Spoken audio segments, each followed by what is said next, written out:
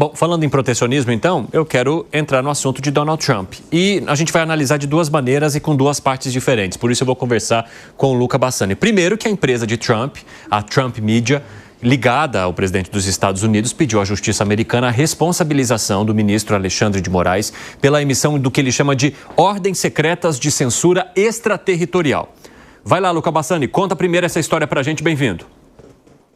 Boa tarde a você, Evandro, a todos que nos acompanham. Como você bem disse, a empresa de mídia do presidente Donald Trump, né, a Trump Media, conjuntamente com o Rumble, uma plataforma de vídeos, ela pede perante a justiça norte-americana a responsabilização do ministro do STF, Alexandre de Moraes, por possíveis violações do direito à liberdade de expressão de cidadãos americanos e de empresas norte-americanas. Durante esta ação movida, então, pela Trump Media, em mais de 60 páginas, eles alegam que estaria acontecendo um caso de censura extraterritorial, onde leis brasileiras e um ministro brasileiro estaria interferindo na primeira emenda, no direito à liberdade de expressão, sobretudo de cidadãos e também empresas norte-americanas. Inclusive, neste relatório apresentado, eles citam o caso do filho do ex-presidente Jair Bolsonaro, o deputado licenciado Eduardo Bolsonaro, que está nos Estados Unidos, e outros casos de notoriedade dentro do Brasil. Não sabemos até que ponto isso poderá interferir diretamente em alguma decisão tomada pelo STF ou até mesmo da figura pessoal do ministro, algo que já foi muito mencionado durante as últimas semanas sobre a possibilidade de algumas figuras, não só do Brasil, mas de todo o mundo, que estejam relacionadas com a questão da liberdade de expressão, poderem ser barradas dos Estados Unidos. Obviamente que a gente vai ficar de olho. Por enquanto, nem o ministro Alexandre de Moraes, nem o STF como instituição responderam formalmente a essa questão, mas nós ficaremos obviamente de olho para ver as possíveis repercussões deste caso. Agora, Luca, naquela treta entre Donald Trump e Elon Musk, qual foi a menção dele de que ele nem lembra mais quem é Elon Musk, que ele não pretende mais falar com esse antigo, assim, aliado fresco, né? Porque essa aliança acabou de acabar. Conta pra gente. Acabou de acabar e também acabou de começar de forma tão oficial, né? Afinal, durante as eleições ano passado, que Elon Musk declarou apoio aberto a Donald Trump, se tornou uma figura mais próxima até eventualmente ganhar um cargo no Departamento de Eficiência Governamental. Donald Trump diz que não pretende falar com Elon Musk, ele não vai continuar pensando em relação a Elon Musk toda essa problemática, e também diz que considera vender o seu próprio Tesla, o carro que ele comprou durante os últimos meses, dizendo que está repensando também sobre todas essas questões das empresas do magnata sul-africano. Lembrando que tudo isso aconteceu ontem nas redes sociais, um debate bastante acalorado, com troca de acusações, não só criticando a política econômica de Donald Trump e a aprovação, o encaminhamento de uma das medidas legislativas para conceder isenções fiscais, o que aumentaria o déficit dos Estados Unidos, mas também o Elon Musk acusando Donald Trump de estar na lista de Jeffrey Epstein, que ficou famoso por ser alguém que aliciou menores e fez uma série de abusos, pelo menos de acordo com várias investigações, que envolveria figuras importantes do meio político e artístico norte-americano, e possivelmente Donald Trump estaria nessa lista, mas Elon Musk não apresentou prova alguma e a Casa Branca se diz horrorizada com tamanhas acusações. A gente vê que, por enquanto, essa relação só está declinando cada vez mais e provavelmente, considerando as informações que um lado sabe, que o outro sabe, pode vir mais coisa feia por aí, Evandro. Muito obrigado, viu, Luca Bassani? Um ótimo trabalho para você. Inclusive, nós separamos aqui um pouco desse tiroteio de mensagens que levou a essa crise pública. Vamos trazer no nosso telão a última mensagem que aconteceu nessa quinta-feira. Um usuário da rede publicou. Vamos deixar ali primeiro. Sumiu? Volta um pouquinho. Dá para a gente trazer a primeira frase? O Ian Miles Young publicou: presidente versus Elon Musk. Quem ganha? Eu aposto no Elon. Trump deveria sofrer impeachment e J.D. Vance deveria substituí-lo. E aí o Elon Musk vai lá, retuita e coloca: sim, Ou seja, Trump deveria sofrer o impeachment e J.D. Vance deveria substituí-lo. Uma outra mensagem que a gente mencionou, inclusive, na edição desta quinta-feira. Hora de soltar uma bomba. Donald Trump está nos arquivos do Epstein. Essa é a verdadeira razão de não torná-lo públicos. Tenha um ótimo dia, Donald John Trump, DJT. Sem mim, Trump teria perdido a eleição. Os democratas controlariam a Câmara e os republicanos estariam em 51-49 no Senado. Tanta ingratidão. Marque esta publicação para o futuro. A verdade virá à tona. Mais uma de Elon Musk. Vamos lá, roda aqui o nosso telão. Aí vem Donald Trump e diz o seguinte: Elon estava se esgotando. Pedi para ele sair. Retirei seu mandato de veículos elétricos que obrigava a todos a comprar carros elétricos que ninguém mais queria.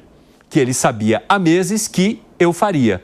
E ele simplesmente enlouqueceu. E aí Donald Trump fala o seguinte: inclusive vou descartar o carro elétrico que eu comprei da Tesla. Chega a ser infantil, né? É isso que eu estava pensando. A gente está dando risada aqui porque, assim, parece uma briga de adolescentes disputando o amor ali, né? A paixonite nas redes sociais. Mas isso mostra um buraco muito mais profundo nessa relação, que, aliás, durou muito pouco. Muito pouco. Aliás, Evandro, o Elon Musk, ele é um crítico da política econômica de Donald Trump. O primeiro episódio foi em relação às tarifas protecionistas. Elon Musk foi uma das vozes dentro do governo que fez críticas bastante duras a Donald Trump. Depois veio o episódio do tal pacote de Donald Trump, que foi aprovado na Câmara dos Deputados e agora segue em votação no Senado, que basicamente ele prevê redução tributária para alguns grupos, não é de uma maneira geral, e prevê também aumento de gasto público. O Elon Musk foi categórico.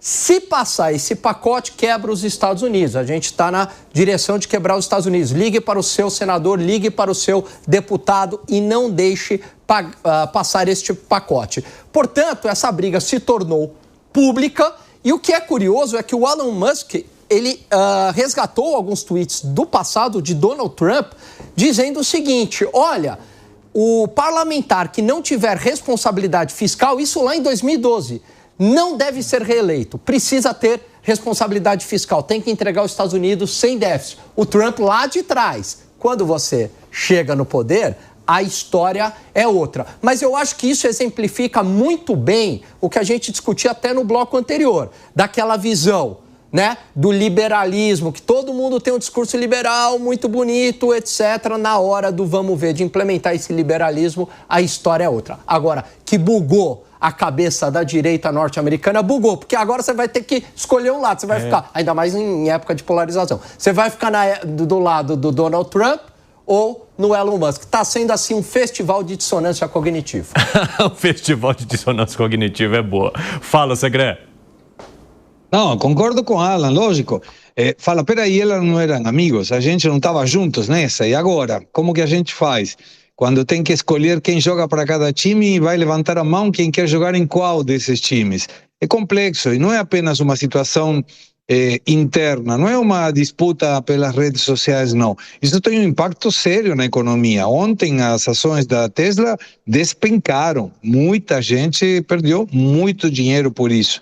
E quando você coloca a emoção e sai da racionalidade no campo econômico, as perdas podem ser muito grandes. E os dois estão falando de gente muito graúda no âmbito político. Agora, Elon Musk está dentro da política, obviamente, e sobretudo nas questões econômicas. Agora, diga-se de passagem, o Elon Musk é um liberal de verdade, porque não bloqueou o Donald Trump das suas redes. Fala, Zé, 2 minutinhos para você.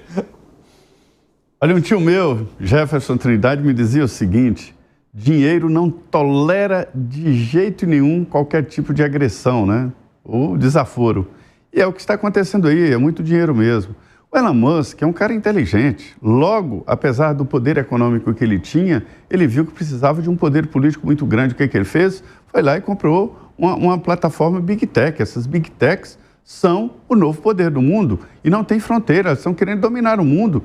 Queriam dominar o presidente dos Estados Unidos. Aí é uma arrogância geral, é briga de dois egos, Elon Musk chega a dizer que deu a vitória a Donald Trump, ou seja, sem ele, Trump não seria eleito. Seria pela grande fortuna que ele doou? Não, pelo uso da mídia social. E ele tem parcialmente razão. Essas empresas, essas big techs, estão dominando o mundo sem fronteiras, e querem isso. E é preciso encarar essa realidade. Elas venceram o Congresso brasileiro, e agora com essas duas ações novas aí, elas estão tentando vencer o Supremo Tribunal Brasileiro. Fala, Piperno, vai lá, remate. Então, a gente está vendo aí um conflito em que envolve até sexo, drogas e rock and roll, né? O sexo Epstein, drogas, as acusações ao Musk, o rock and roll vai aparecer daqui a pouco, de dois supostos liberais, sendo que um acusa o outro de conceder benefícios fiscais e, portanto, arruinar as finanças, a economia do país. O presidente acusa o seu ex-assessor de, por exemplo, beneficiar o setor de carros elétricos, portanto, de liberalismo não tem absolutamente nada. Tem sim dois personagens que trabalham pelas grandes corporações e, como muito bem lembrou o Zé, a gente está diante de uma era em que há sim os fazedores de reis, que são hoje os donos das plataformas das redes sociais. Agora há pouco a gente discutia a briga que está acontecendo entre Elon Musk e Donald Trump. Mas nós falamos também sobre uma ida da empresa de Donald Trump, a Trump Media, à justiça americana contra o ministro Alexandre de Moraes por causa do que a Trump Media chama de ordens secretas de censura extraterritorial. E aí a Trump Media pediu a responsabilização do ministro Alexandre de Moraes à justiça americana. Como é que você avalia mais esse capítulo, hein, Gustavo Segré?